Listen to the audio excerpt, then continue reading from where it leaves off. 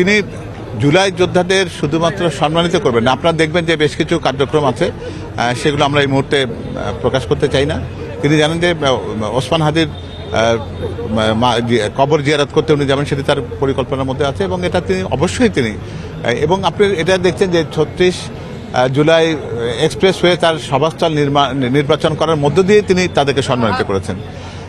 এটা শুধুমাত্র এটা নামে এরকম নয়, কারণ প্রতিটি মুহূর্তে আজকে দেশের প্রত্যেকটা মিডিয়াতে আপনারা কিন্তু ওই 36 জুলাই এক্সপ্রেসওয়ে শব্দটি উচ্চারণ করছেন, তার মধ্যে দিয়ে কিন্তু সেই জুলাই যোদ্ধাদের প্রতি সম্মান জানানোর কাজটা কিন্তু হচ্ছে এবং যেটা জনাব তারেক রহমান একেবারে আনুষ্ঠানিকভাবে তাদের প্রতি তার কৃতজ্ঞতা জানাবেন, তাদের প্রতি ধন্যবাদ জানাবেন এবং শহীদদের রুহের মাগফিরাত কামনা করবেন এবং পরিবারকে তিনি তার সমবেদনা জানাবেন এবং প্রকৃতপক্ষে বাংলাদেশের মাটিতে পা ফেলা বলতে যা বোঝায় সেরকম একটি কাজ উনি করতে চান, আন্তরিকভাবে করতে চান। উনি কোনো কাজই কিন্তু লোক দেখানো করেন না, সেটা আপনারা জানেন।